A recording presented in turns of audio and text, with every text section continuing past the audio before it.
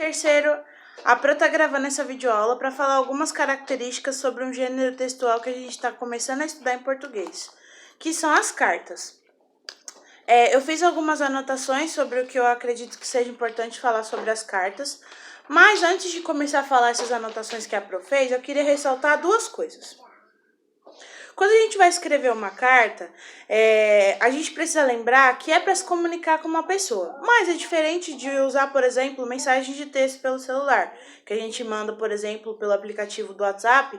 A gente pode abreviar, não tem problema. A gente escrever, por exemplo, você, escrever apenas o VC. Principalmente se a pessoa com quem você está conversando pelo WhatsApp, pelas mensagens de texto, forem pessoas que você já tem uma certa familiaridade, são amigos, são mais íntimos. Então, abreviar palavras nesse caso não tem problema, tá? Agora, quando nós vamos escrever uma mensagem, mesmo que seja pelo celular, para uma pessoa que seja mais importante, uma pessoa que a gente não tenha tanta familiaridade, é bom evitar ficar abreviando palavras, porque mostra que nós sabemos escrever de forma correta, tá? Então é bom evitar. Uma carta é sempre melhor evitar esse tipo de linguagem abreviada ou de linguagem informal. O que a gente precisa lembrar é que a gente já viu até agora as cartas de reclamação e cartas que a gente envia para nossos amigos, para mandar notícias, essas coisas.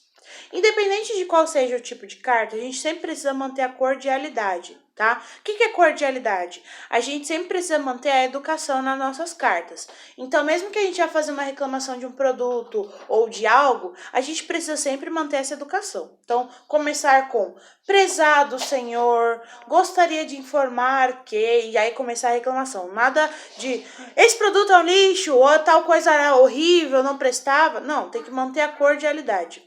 A gente precisa manter a educação até mesmo nas cartas.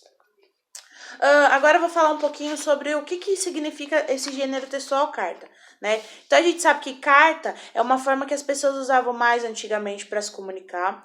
Não é um método de comunicação muito rápido, porque até a gente mandar pro correio, até chegar na casa da pessoa, é algo que demora até hoje, né? E que na época que começaram a surgir as cartas, demorava ainda mais. Às vezes, por não ter o serviço de correio, as cartas eram levadas por mensageiros, o que podia demorar mais ainda. Hoje nós temos as facilidades da tecnologia, a qual as cartas chegam assim, né? Que é por mensagem de texto, a gente consegue mandar até cartas digitais. A gente estudou na apostila, na página 59, uma carta que uma consumidora ou um consumidor não foi identificado havia enviado para uma loja reclamando de um produto. As cartas hoje em dia, sim, podem ser digitais, tá? Mas a gente vai trabalhar mais essa questão da carta escrita. Toda carta precisa ter um remetente. O que é remetente? Remetente é aquela pessoa que escreve a carta. Então, se eu escrever uma carta, por exemplo, para o Pedro, eu sou o remetente. E o Pedro é o quê, Pro? O Pedro é o destinatário. Toda carta recebe um destino, que é para onde essa carta vai. Quem vai receber é chamado de destinatário. Toda carta precisa ter isso, tá? Geralmente, quando a gente manda pelo correio, fica na parte do envelope. Ó, deixa eu mostrar para vocês aqui nessa página. Peraí. Ó, esse aqui é um exemplo de um envelope. Deixa eu ver se vocês vão conseguir ver direitinho. Ó, aqui tem os dados do endereço. Esse espaço que tem aqui, ó, é para colocar o selo, tá? Que é um comprovante de que você pagou a sua correspondência para ser enviada e é colocado lá no correio. Nas cartas, nessa parte do endereço, se utiliza sempre a vírgula, tá? A vírgula no endereço, ela serve para separar, por exemplo, o nome da rua do número da sua casa ou do número do seu apartamento.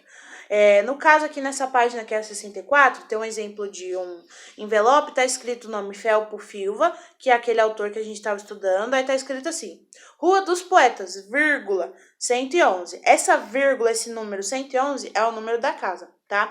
Então nas cartas, a vírgula serve na parte do endereço, serve para separar o endereço. Dentro das cartas, todas as cartas precisam ser iniciadas com duas coisas, que é o nome do local, vírgula, o endereço, a data que foi escrita a carta. Então, por exemplo, a Pro mora em São Bernardo e hoje é dia 7 de setembro de 2020. Vamos supor que eu vou escrever uma carta para tia Lil. Então, eu vou começar assim.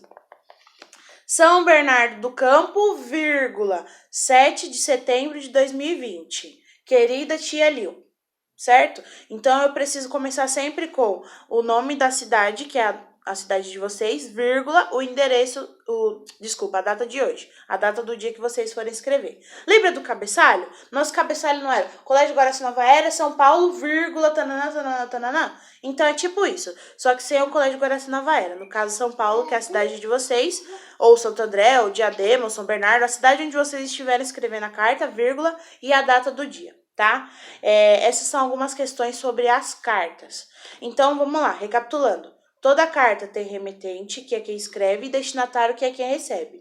Toda carta precisa iniciar com o nome da cidade, uma vírgula e a data. E toda carta precisa ter endereço, certo? Que é o endereço para onde vai e de onde vem, que é para as pessoas saberem quem está enviando a carta. Terceiro, um beijo, estude a tabuada, faça as atividades complementares e é isso.